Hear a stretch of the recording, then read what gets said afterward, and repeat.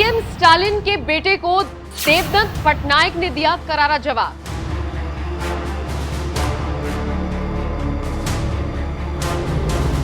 नमस्कार, मैं हूं आपके साथ नम्रता। चुनावी बिगुल बजा नहीं कि लीजिए शुरू हो गई धर्म पर बहसबाजी।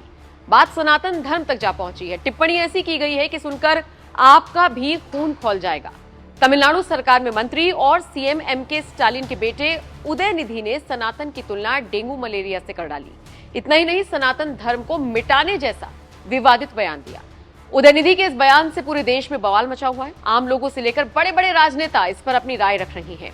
संत समाज भी स्टालिन के बेटे के खिलाफ सड़कों पर उतर आए हैं। यूं तो एमके स्टालिन के बेटे को हर तरफ से मुंह की खानी पड़ रही है, लेकिन अब देवदत्त पटनायक ने सनातन धर्म के बारे में बताते हुए न सिर्फ एक वीडियो जारी किया, बल्कि इसके जरिए उदयनिधि जैसे उन तमाम लोगों को करारा जवाब दिया जो इस तरह की सोच रखते हैं। देवदत्त पटनायक ने क्या कहा वो आपको आगे सुनवाएंगे, लेकिन जरा उससे पहले ये जान लीजिए कि स्टालिन के लड़के ने क्या कुछ कहा। जनाब कहते हैं, सनातन धर्म को खत्म करने के लिए आयोजित इस सम्मेलन में मुझे बोलने का मौका देने के लिए मैं आयोजकों का धन्यवाद देता हूं। मैं सम्मेलन को सनातन धर्म का विरोध करने के बजाय सनातन धर्म का उन्मूलन कहने के लिए आयोजकों को बधाई देता हूं। कुछ चीजें हैं जिन्हें हमें खत्म करना है और हम सिर्फ विरोध नहीं कर सकते। मच्छर, डेंगू, कोरोना और मलेरिया ऐसी चीजें हैं जिनका हम विरोध नहीं कर सकते, हमें उन्हें खत्म करना है। सनातन भी ऐसा ही है। सनातन का विरोध नहीं बल्कि उन्मूलन करना हमारा पहला काम है। आपको बता दें, उन्मूलन का मतलब होता है जड़ से उखाड़ फेंकना। अब जरा सोचिए, अगर कोई नेता इस तरह की भाषा का इस्तेमाल करता है तो फिर उसके अंदर सनातन के लिए या फिर हिंदुओं के लिए कितना जहर भरा हुआ है। ऐसे में स्टालिन के बेटे उदयनिधि को अब लेखक देवदत्त पटनायक ने क्या जवाब दिया वो जरा सुनिए। So in the 19th century, Samaj Hinduism was promoting education across castes and even amongst women. This was opposed by conservative Hindus who identified themselves as Sanatani Hindus, who were maintaining ancient practices that promoted caste values and patriarchy. Now, the word Sanatan started being used in the Bhagavad Gita and refers to knowledge of the soul, which is eternal, and rebirth, which is eternal. Sanatan means eternal. And you can say that Sanatan Dharma refers to eternal religions which believe in soul and rebirth. It is also used by Jains and Buddhists to refer to their faiths because they also believe in rebirth. It is not used for religions that believe in one life, that is Judaism, Christianity, and Islam, which comes from the Middle East. So now you figure out what is Sanatan Dharma.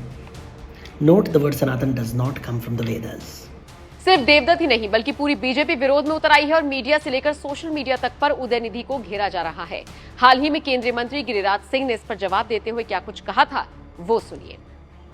अपनी बात पर कायम है कि मैं हिंदू को मिटा के दम लूंगा, भगवा को मिटा के दम लूंगा।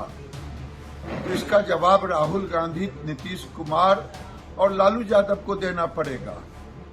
ये कौन सी आपने विरासत खड़ा की है बॉम्बे के मीटिंग के बाद, और कोई गलतफहमी में न रहे, चाहे स्टालिन का बेटा हो चाहे लालू जी हो। हिंदू इसका जवाब देगा, हिंदू इसका प्रतिकार करेगा। हिंदू एक एक आने वाले इंडिया, राहुल गांधी को इसका जवाब देना पड़ेगा। नहीं जवाब देंगे तो 24 के चुनाव में इसका जवाब देंगे। हरियाणा के गृह मंत्री अनिल विज ने किस तरह से उदयनिधि को करारा जवाब दिया वो भी सुन लीजिए। बहुत ही ज्यादा विवादित बयान दिया है।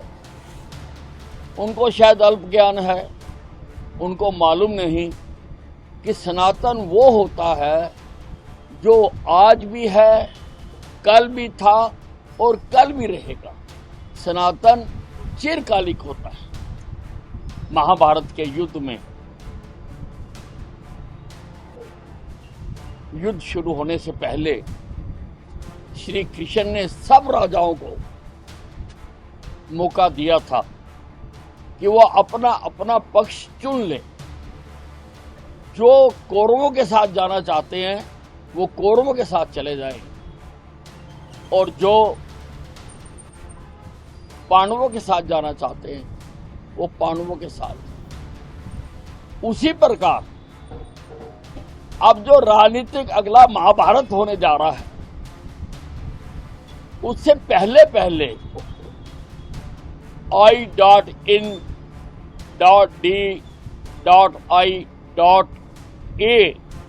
के सभी नेताओं को भी अपना पक्ष चुनना है।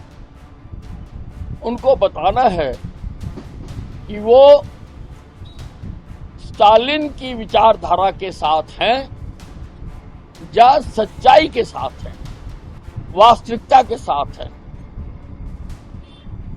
बढ़ता विवाद देख स्टालिन के बेटे ने इस पर घुमा फिराकर जवाब दिया। उदयनिधि ने मीडिया से बचते बचाते क्या कुछ कहा, सुनिए।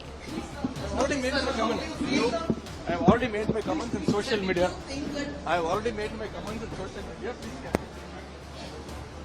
अब इसमें कोई दो राय नहीं कि विवाद शुरू हुआ है तो बहुत आगे तक जाएगा, लेकिन इसका असर चुनावों पर किस तरह से पड़ेगा, फिलहाल सभी राजनीतिक पार्टियों की नजर इसी पर है। आप इस खबर पर क्या राय रखते हैं, कमेंट करके जरूर बताएं।